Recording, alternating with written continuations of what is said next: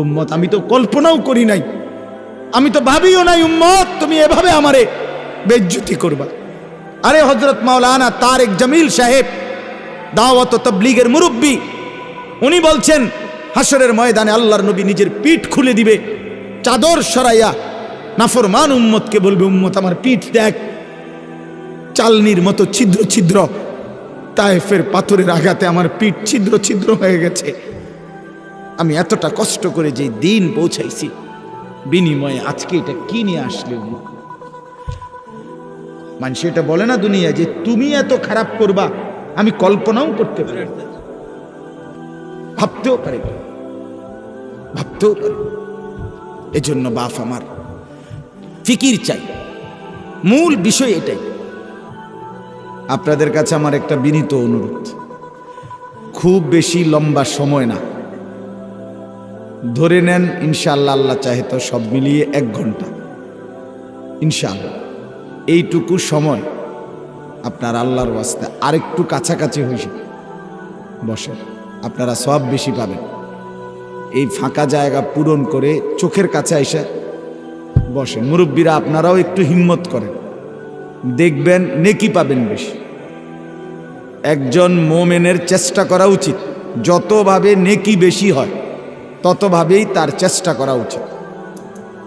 এই জন্য যদি জমে কম দেখা যায়, মনে করেন সামান্য কয়েকজন দেখা যায়, এটাও কোনো অসুবিধা নেই। আল্লাহর কথা বললেই লাভ, শুনলেই লাভ। সংখ্যা বা পরিমাণ এখানে কোনো মূল বিবেচ্য বিষয় নয়, গুণগত মান মূল বিষয়। কোরআন সুন্নাহর আলোকে পরিমাণ মূল হিসাব না, মূল হিসাব হইল গুণগত মান। কোরআনুল কারীমের মধ্যে আল্লাহ তাআলা স্পষ্ট বলেছেন, বান্দা আমি তোমাদেরকে যে হায়াত দিলাম, এই হায়াত দ্বারা আমি পরীক্ষা করতে চাচ্ছি, লিয়াবলুয়াকুম আইয়ুকুম আহসানু আমালা, তোমাদের আমল কার কতটা সুন্দর। এই তাহলে সৌন্দর্য, আমলের সৌন্দর্যটা পরীক্ষা করছি, আমলের সংখ্যা না, বরং গুণগত মান, সৌন্দর্য, এটা মূল বিবেচ্য বিষয়। এই জন্য দয়া করে এই বসাটা, এটার মধ্যেও একটা আদব আছে, সৌন্দর্য আছে। রাসূলুল্লাহ সাল্লাল্লাহু আলাইহি ওয়াসাল্লাম স্পষ্ট হাদিসে বলছেন, বুখারীর হাদিস, মান রাআ ফুরজাতান ফাজালাসা ফিহা ফাকাদ আওয়া ইলাল্লাহ, যে ব্যক্তি কোনো দ্বীনি মজলিসে ফাঁকা জায়গা দেখল অতঃপর তা পূরণ করে বসল, সে যেন আল্লাহ তাআলার ঠিকানায় পৌঁছে গেল। তাহলে কত বড় সৌভাগ্য। ওই পাশের ভাইরা কথাটা বুঝলেন না, চশমাওয়ালা ভাই আপনি আসেন আগায়া।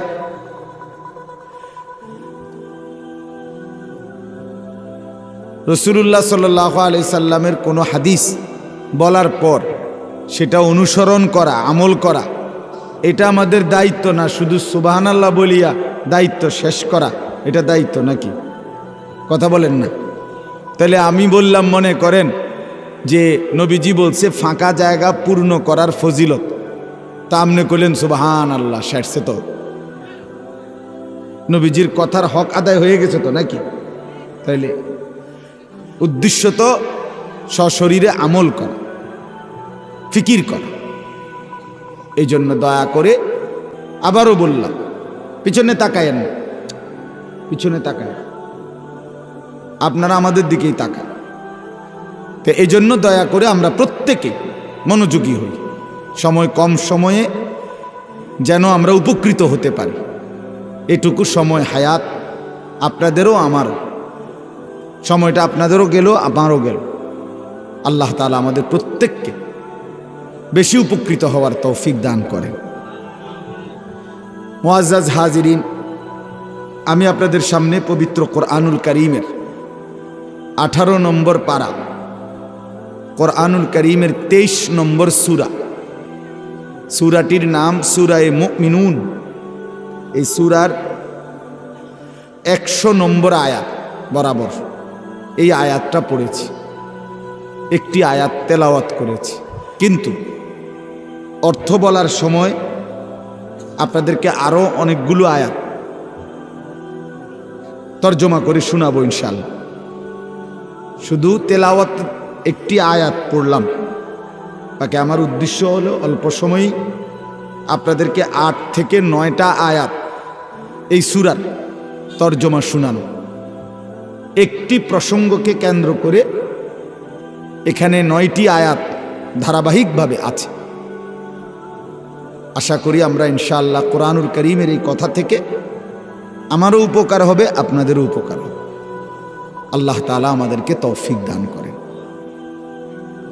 মূলত সূরা মুমিনুনের এই আয়াত কি বলতে চাচ্ছে আল্লাহ তাআলা, এই কথা বলার আগে আমি আপনাদেরকে আগে একটু কথা আগে বুঝাই ইনশাআল্লাহ। এরপরে তর্জমাটা বললে সহজে বুঝবেন, আপনাদের বুঝতে সুবিধা হবে।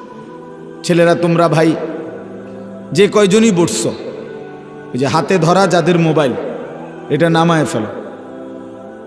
আমার ভাই এই হাতে ধরা মোবাইল ধরে রাখেন, এটা নামাইয়া এমনে শুনেন, চেহারার দিকে তাকাইয়া শুনলে আমারও লাভ হবে, আপনাদেরও লাভ হবে। আল্লাহর কথা মনোযোগ দিয়ে শুনতে হয়। কোনো গাফেল তুচ্ছতাচ্ছিল্য অবহেলা করলে, খামখেয়ালি করলে, এই যে বুট খাইতে খাইতে, বাদাম খাইতে খাইতে, চা খাইতে খাইতে, এরপরে জুরাইতে জুরাইতে আল্লাহর কথা শুনলে যথোপযুক্ত কোনো ফায়দা হয় না।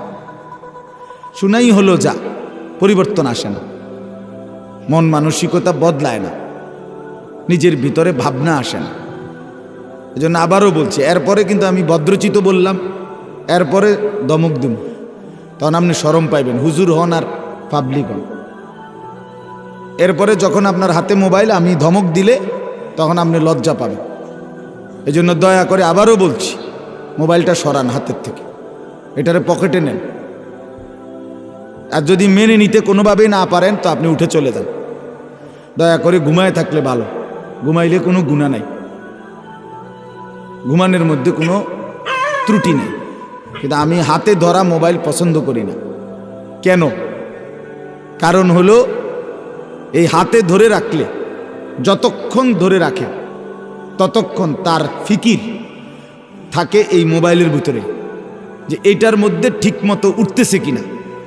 তো এইটার মধ্যে খুব সুন্দর করে উঠছে, ঠিক আছে।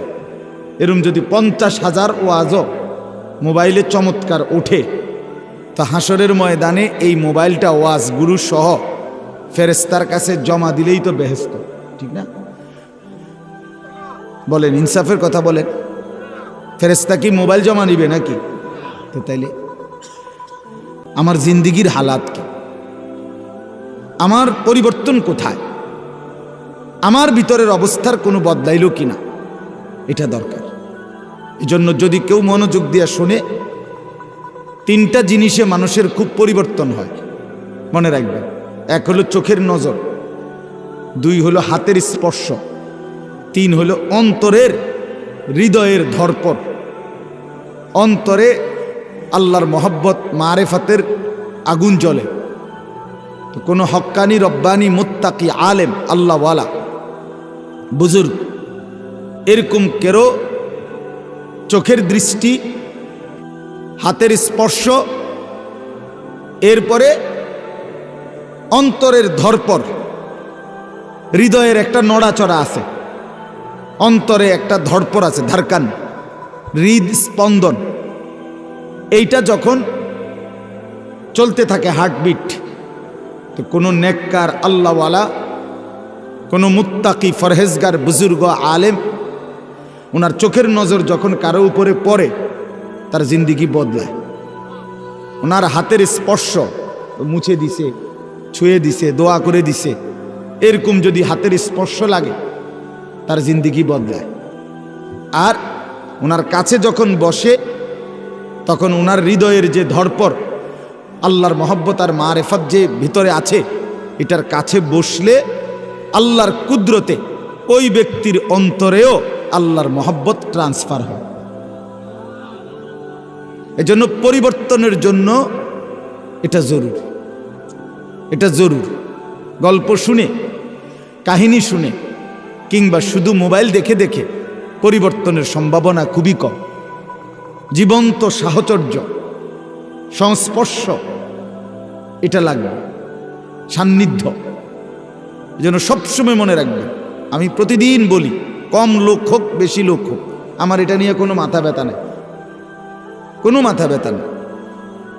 একজনের কাছে বললেও আল্লাহর কথা, 1 কোটি মানুষের কাছে বললেও আল্লাহর কথা। আর আল্লাহ গ্রহণ করলে একজনের কাছে বললেও লাভ, আল্লাহ গ্রহণ না করলে 1 লক্ষ মানুষের কাছে বললেও কোনো লাভ নাই। 1 লক্ষ মানুষ সম্মান করে আমারে আলগি দিয়া সান্দিনা নিয়ে দিয়ে আইল, আল্লাহ তাআলা বললেন আমি নিলাম না। হ্যাঁ, তখন কি আর কোনো 2 পয়সার মূল্য আছে কোনো? কাজে এখানে সংখ্যা কোনো বিষয় নয়, সংখ্যা কোনো মূল আলোচনা। আল্লাহ গ্রহণ করলেন কিনা এটা দেখার বিষয়।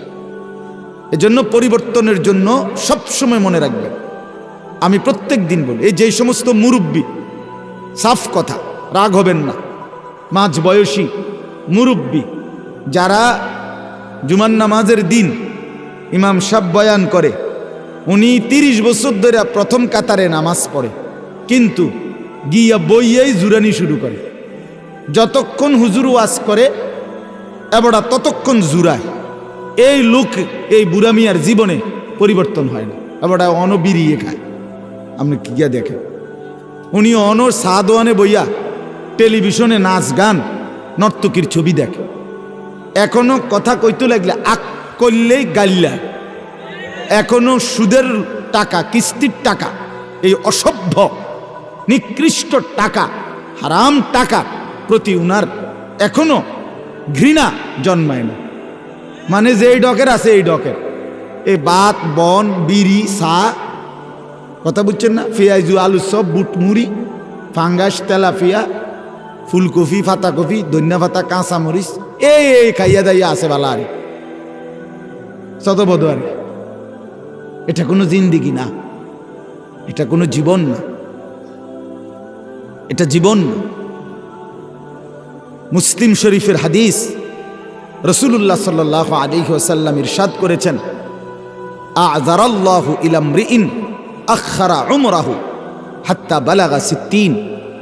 নবী সাল্লাল্লাহু আলাইহি ওয়াসাল্লাম বলেন, আল্লাহ তাআলা যাকে বয়স লম্বা করে, 60 মানে 60 বছর পর্যন্ত পৌঁছিয়েছেন, কত, তবুও যে আল্লাহর নাফরমানি ছেড়ে জাহান্নাম থেকে মুক্তি নিতে পারে নাই, খোদার কসম নবী বলছে, হাসরের ময়দানে ওই বুড়া মানুষটা যদি জাহান্নাম থেকে গুনাহমুক্ত হয়ে দুনিয়ায় থাকতে আল্লাহর কাছ থেকে মাফ নিতে পারে নাই, জান্নাতের আমল করতে পারে নাই, তাহলে হাসরের ময়দানে দাঁড় করাইয়া এই বুড়া মানুষ আল্লাহর সামনে একটি শব্দ, একটি আপত্তি, একটি কথা বলার কোনো সুযোগ মিলবে না, দাঁড় করাইয়াই ফিরা লইব।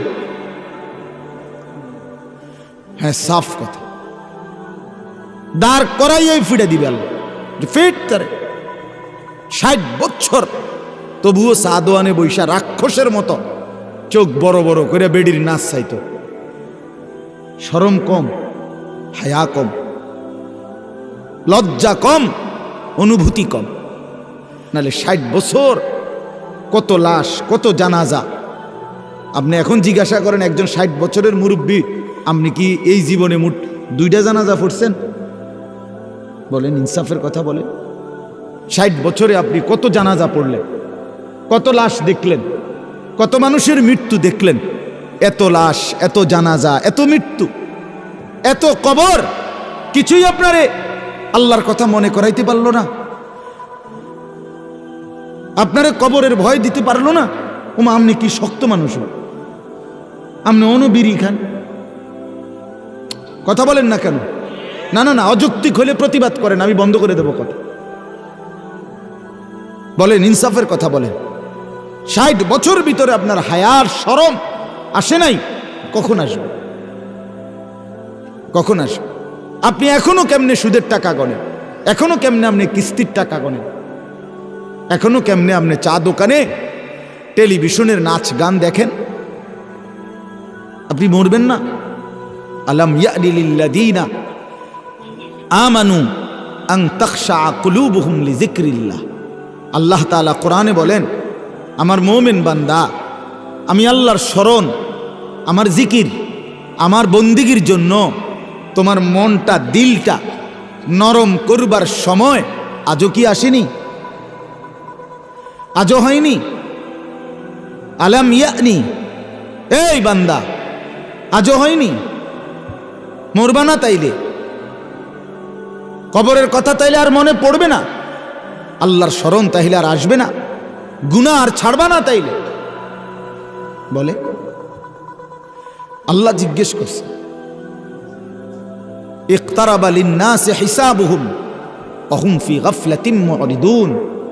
আল্লাহ তাআলা বলে, মানুষ, আরে তোমাদের হিসাবের সময় একদম কাছায় গেছে, অথচ তোমরা এখনো আল্লাহ থেকে গাফেল হয়ে বিমুখ হয়ে আছো। আহা কি করছো, আহা কি করছো? আল্লাহ তাআলা বলেন, ইয়ালামুনা যাহিরাম মিনাল হায়াতিদ দুনিয়া ওয়া হুম আনিল আখিরাতি হুম গাফিলুন। আল্লাহ বলে, আহা আমার বান্দাগুলোকে দেখছি, তারা দুনিয়ার জীবনের বাহ্যিক দিক, মাটির উপরের এই দুনিয়ার হায়াত, এটা তো খুব বুঝতেছে, কিন্তু আখিরাতের ব্যাপারে একদম গাফেল হয়ে আছে।